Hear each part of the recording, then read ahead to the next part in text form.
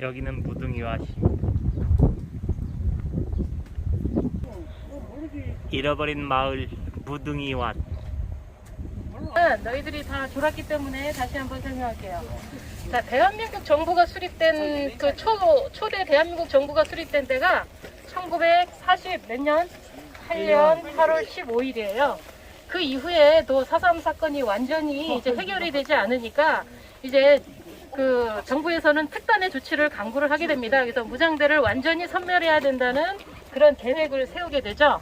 그래서 10월 17일에 바로 제주도에 경비사령부가 설치가 되고 제주도 전역에 포고령이 발표가 되는데 그 포고령의 내용은 중산간 지역의 출입 금지령이에요. 제주도 해안가에서 5km 이상 내륙에 있는 지역에 대한 출입을 금지하고 출입을 금지를 위반하는 사람에 대해서 무조건 총살하겠다라는 게 포고령의 주요 내용입니다. 그리고 중산간 지역에 사는 사람들을 전부 해안가로 내려오라고 이제 명령을 내리게 되죠. 그게 소개령이고요. 11월 17일에는 제주도 전역에 계엄령이 선포가 돼서 제주도에 있는 모든 행정과 경찰과 군인의 그런 모든 관할권이 제주도 경비사령부로 한 곳에 모아져서 모든 행정이나 이제 군사작전이 진행이 되는 거죠. 자, 그래서 제주도 전역에 마을을 불태우는 사건이 시작이 되는데 바로 이곳이 1948년 11월 15일에 군인이 먼저 지나가다가 마을 사람들을 총살시키면서 이 마을 사건은 시작이 되는데요. 1948년 12월에는 이 마을 주민들이 전부 더 이상 살지 못하니까 저쪽 우리가 앞으로 볼 큰날개까지 이동을 하면서 피난 생활을 하다가 많은 주민들이 또 희생된 사건이기도 해요. 그래서 이쪽 동강리 마을이 총 5개의 마을로 구성이 되어 있는데 그 중에 한 마을입니다. 근데 가보면 아무것도 없어요. 왜? 그 당시에 많은 주민들이 희생이 되고 나니까 다시 4.3이 끝난 후에도 복구되기가 힘들어서 다시는 이 마을 주민들이 다시 여기에 정착하지 못하게 됩니다. 그래서 우리가 소위 말하는 잃어버린 마을 이렇게 얘기를 하게 되는데 당시에 얼마나 많은 중산간 마을이 희생이 됐는지 중산간 마을의 90% 이상이 전부 불타 없어지고요. 소위 마을 개수로 말하자면 한 150여 개 마을 이상이 없어졌다고 생각을 하시면 되고 지금도 역시 잃어버린 마을로 100여 개 이상이 잃어버린 마을로 남아있는데 이곳이 그 중에 한 곳입니다. 가면서 군경에 의한 학살이 일어났던 장소가 바로 이 밭 앞입니다.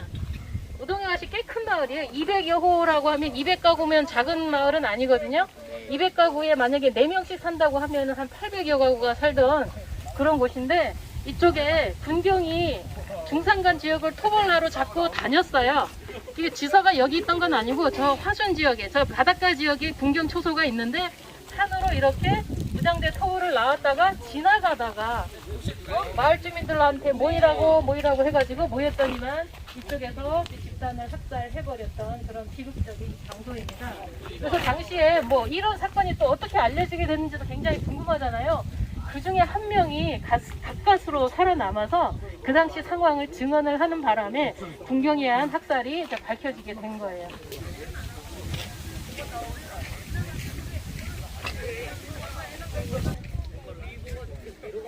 무등이왓 마을의 옛 공고판 자리.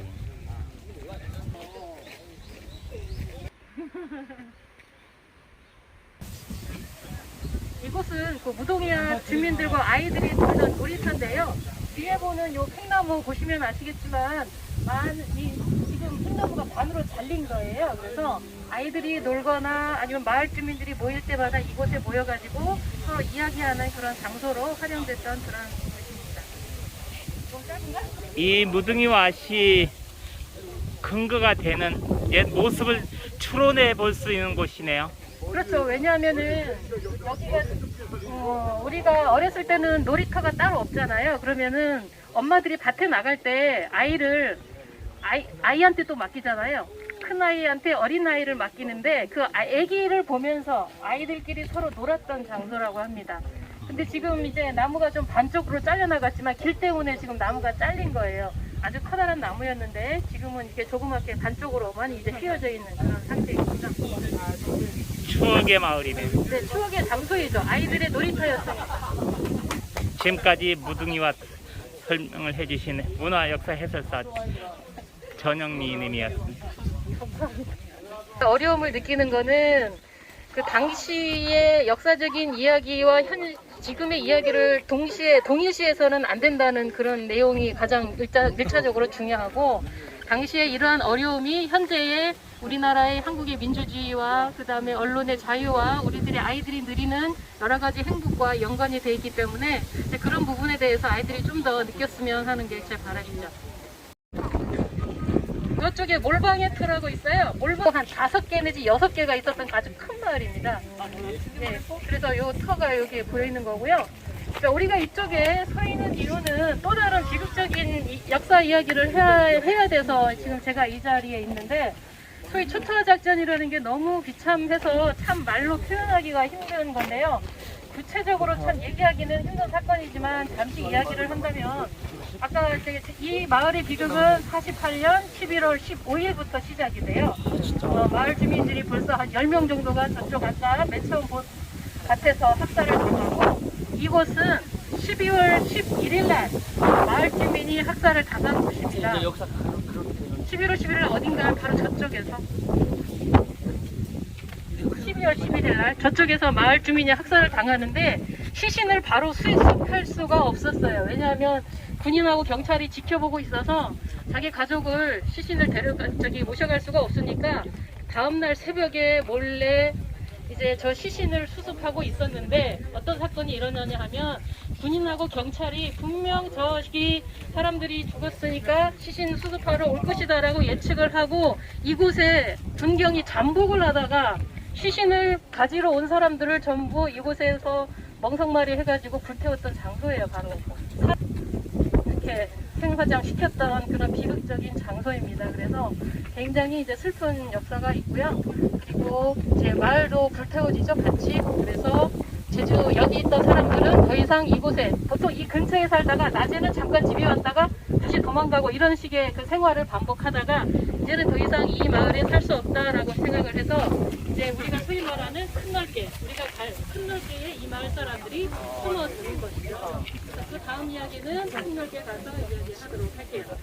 저는 고등학교 2학년 4반 19번 임재빈입니다. 예, 학생 장래 희망은 뭐예요? 태권도 사원입니다. 태권도 사범. 한번 포즈 한번 취해봐봐요. 발차기. 엽. 오늘 탐방에서 느낀 점 한 말씀 해주세요. 삶이 중요하다는 걸 느끼고 다시는 이런 가슴 아픈 일이 없으면 좋겠다는 생각이 듭니다. 오늘 그 제주 4.3길에 대해서 여기 동강 마을 4.3길이에요. 근데 우리 전영미 그 강사님이 이제 곳곳을 찾아다니면서 그 해설을 해줬거든요. 네. 해설을 직접 듣고 현장을 보니까 어떤 생각이 들어요? 뭔가 좀 가슴 아픈 사건인 것 같기도 하고, 뭔가 이거를 다른 사람도 많이 알면 좋겠어요. 귀에 쏙쏙 들어오나요? 네. 근데 우리 그